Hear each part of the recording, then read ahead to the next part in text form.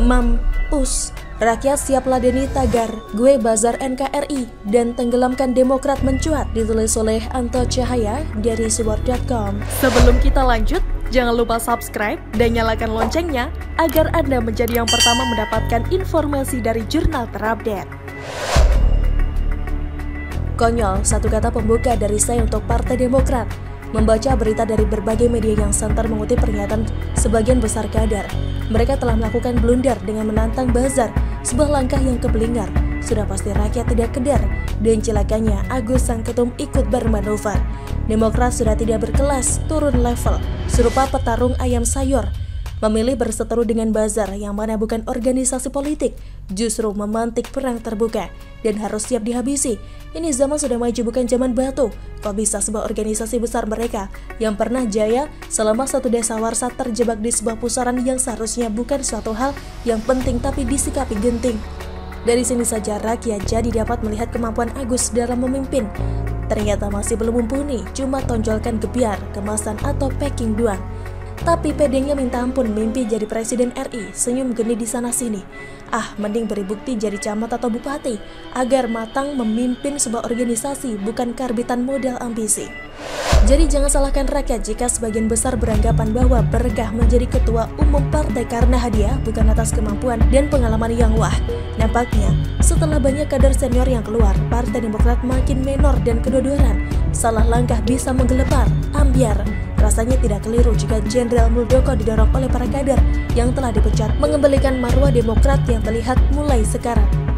Bazar RP, demikian biasanya mereka menyebutnya. Dan tidak hanya para kader Demokrat, para tokoh politik dan pengamat politik terutama yang berseberangan dengan pemerintah, tidak sedikit yang sebut Bazar sebagai bentuk rasa kesal.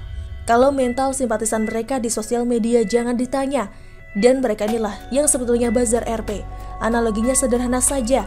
Buat apa membela Demokrat yang memiliki jejak rekam yang dulu secara berjamaah hianati rakyat?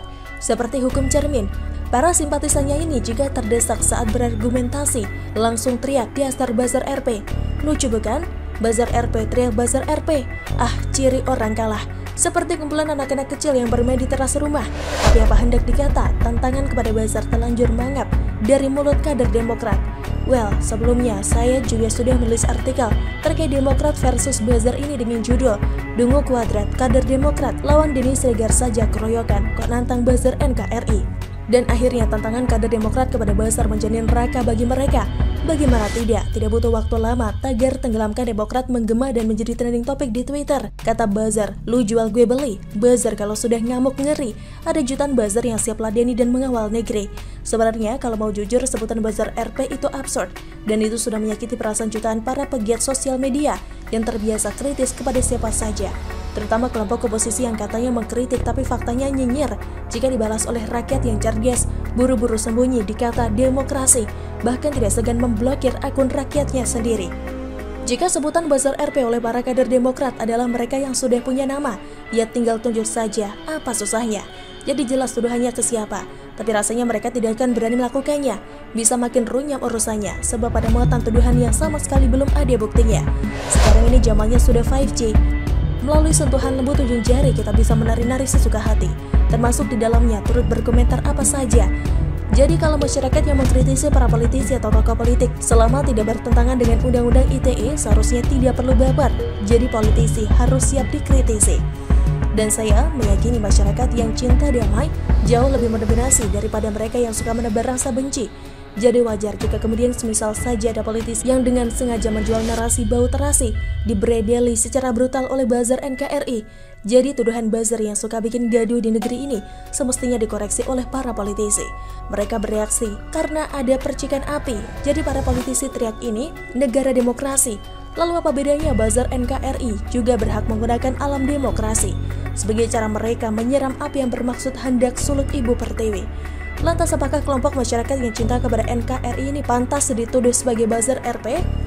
Pada intinya mereka cinta kepada negeri ini dan marah jika ada politikus atau pengamat yang memanfaatkan situasi untuk kepentingan politik mereka, terlebih dengan cara-cara yang kotor, mencucikan dan menghasut rakyat. Mau suka atau tidak, peradaban telah berubah, rakyat sudah semakin smart. Sekarang, mereka lebih mudah mengawasi kinerja pemerintah dan juga para oposan. Bahkan masyarakat kadang lebih tepat kata kalimat mereka dalam memberikan kritik daripada bacotan para politikus bau tikus dan pengamat sesat. Fenomena kader Demokrat secara terbuka menantang buzzer ini benar-benar sangat memalukan. Maka tidak berlebihan jika kemudian seiring mencuatnya tagar tenggelamkan Demokrat, kemudian secara bersamaan ada pula tagar gue buzzer NKRI sebagai bentuk jawaban dan tantangan kepada kader Demokrat. Nah, kalau sudah begitu Demokrat bisa apa? Partai didirikan untuk menarik minat konstituen sebanyak-banyaknya, tapi faktanya malah justru memusuhi rakyatnya. Sungguh paradoks, sedang Rocky Gerung yang diketahui berafiliasi dengan Demokrat tanpa hati nurani sebut buzzer itu dungu dan jahat.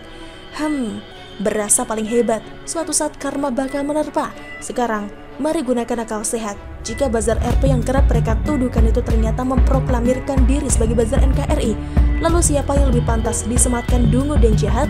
Kita kembalikan saja kepada yang menyebutnya senjata makan tuan. Tidak menampik memang ada nama yang sudah besar sebagai pegiat sosial media. Memiliki ribuan hingga jutaan pengikut di akun sosial media. Nah, kemudian para pengikut ini secara sporadis turut bertindak, ikut mengawasi dan mengendus setiap langkah gerak para politikus yang suka menebar bau perengus. Jika ketahuan ada upaya membolak-balikan fakta, maka akan berhadapan dengan buzzer NKRI. Mereka tidak butuh dikomando secara naluri bergerak sendiri. Percayalah, para buzzer NKRI ini tidak mungkin dapat dikalahkan. Yang ada Partai Demokrat bisa terperosok makin dalam, tenggelam tinggal nama. Buzzer NKRI itu adalah virus cinta kepada negara mereka. Karena bagi mereka politikus busuk dan pengamat sesat wajib diberangus. Jika ingin bertaruh secara gentleman, ada tempat di tahun 2024. Memusuhi para buzzer NKRI itu berarti harus siap mental dan psikis. Secara perlahan bakal diiris tipis-tipis, lalu ditaburi garam, kemudian ditetesi jeruk nipis. Sadis. Demikian salam. Jejak digital kelakuan SBY, besan dan menantunya. Prihatin, ditulis oleh Nafi Siwar dari siwar.com. Sebelum kita lanjut, jangan lupa subscribe dan nyalakan loncengnya agar Anda menjadi yang pertama mendapatkan informasi dari jurnal terupdate. Coba sebutkan dua kata yang melintas dalam benak Anda ketika mendengar nama SBY. Proyek Mangkrak, Candi Hambalang, Antasari Azhar, atau mungkin ada kata yang lain. Yang jelas ketika kata di atas selalu melekat dalam pikiran penulis ketika mendengar nama SBY. Yang sungguh mengelikan, pada tahun 2016, SBY tidak terima jika proyek Hambalang disebut sebagai proyek mangkrak. Tetapi pada tahun 2018, SBY meminta proyek Hambalang tidak dikaitkan dengan dirinya dan Partai Demokrat. Bagaimana ceritanya proyek mangkrak Hambalang tidak bisa dikaitkan dengan SBY? Toh proyek mangkrak Hambalang tersebut jelas terjadi di masa pemerintahan SBY. Bahkan elektabilitas Partai Demokrat hancur karena kasus proyek mangkrak tersebut. Jadi gak heran jika Partai Demokrat dan PKS dianggap sebagai juara korupsi pada tahun 2013. Bahkan suara Partai Demokrat terus turun di setiap pilpres yang diadakan. Jika pada tahun 2004, saat pandemi Demokrat pertama kali mengikuti pemilu, hasilnya Partai Demokrat mampu meraih 57 dari total 550 kursi di Senayan atau sekitar 7,45%.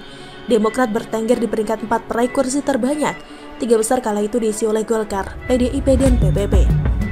Pada tahun 2009, Partai Demokrat semakin meningkat perolehan kursinya dan berhasil menjadi pemenang pemilu dengan meraih 150 kursi atau 26,4%. Tetapi pada tahun 2014, suara Partai Demokrat anjlok dan berimbas di perolehan kursi di Senayan. Perolehan kursi Partai Demokrat terjun bebas menjadi hanya 61 kursi di Senayan.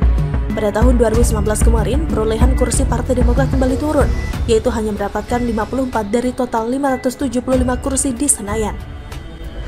Kalau ditafsirkan dalam presentase, suara Partai Demokrat terus menurun setiap pilpres dari 12.728.913 suara atau 10,9% pada tahun 2014 menjadi hanya 10.876.507 suara atau 7,77% pada tahun 2019 kemarin.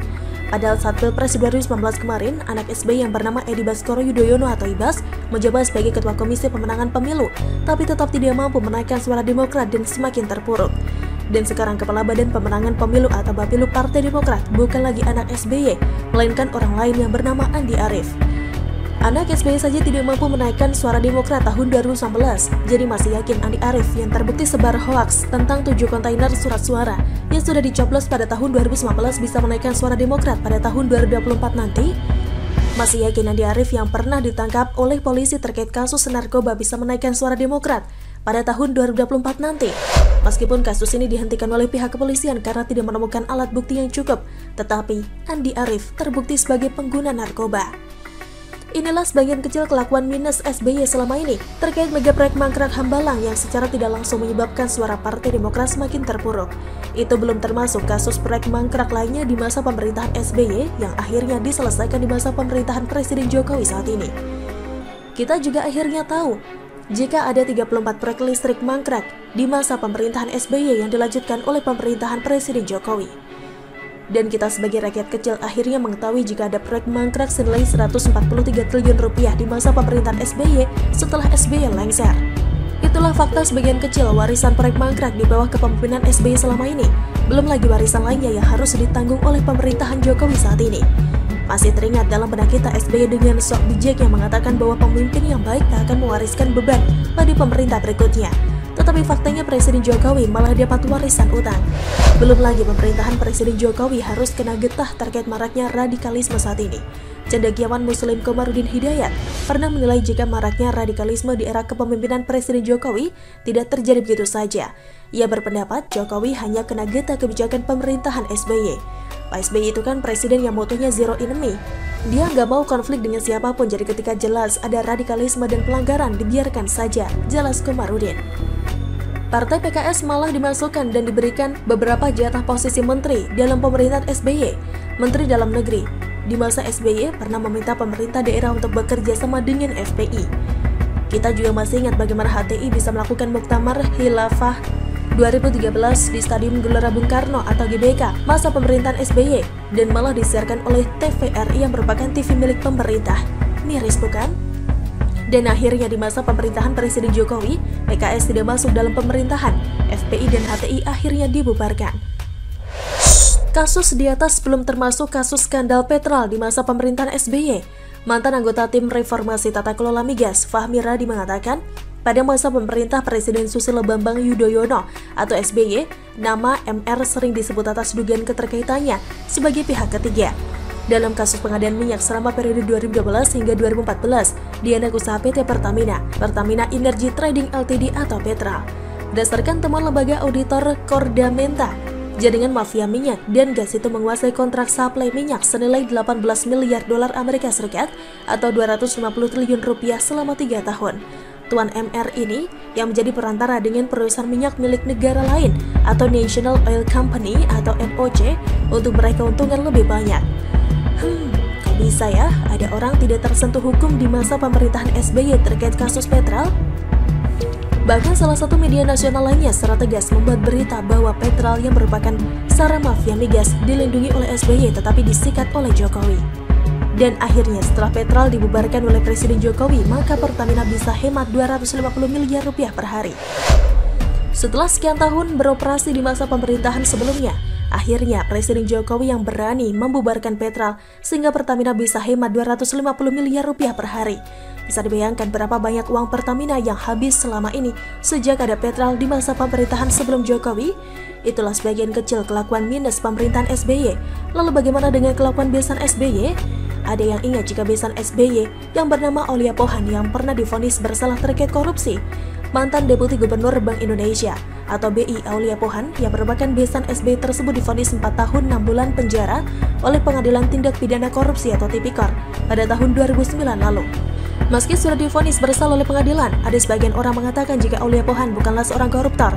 Pakar hukum pidana dari Universitas Gadjah Mada, Edi O.S. Hiarich, secara tegas mengatakan bahwa dengan adanya putusan yang berkekuatan hukum tetap atau inkrah, Aulia jelas-jelas telah dinyatakan bersalah oleh hukum di negeri ini. Itu jelas koruptor, sudah ada vonisnya, kata Edi. Lalu bagaimana dengan kelakuan minus menantu SBY bernama Anissa Pohan? Semalam penulis menemukan cuitan aneh Anissa Pohan, tetapi saat ini cuitan tersebut sudah hilang. Tanya kenapa? Meskipun sudah hilang, tetapi penulis sempat menyimpan screenshot cuitan tersebut pagi dini hari. Cuitan Anissa Pohan yang hilang itu juga masih bisa dicari di kolom pencarian Google. Pasti banyak yang tidak menyadari bahwa ada yang aneh dengan cuitan Anissa Pohan tersebut. Sejak kapan Quran Surat Al-Baqarah punya 291 ayat? Hahaha. Lagi pula cuitan Anissa Pohan itu adalah Quran Surat Al-Baqarah ayat 151 bukan 217 apalagi 291. Jadi silakan rakyat menilai sendiri kelakuan minus SBY besan menantunya tersebut. Wassalam, Nafisiwan. Bagaimana menurut Anda? Silahkan tulis komen Anda di kolom komentar. Jangan lupa untuk like, subscribe, dan share.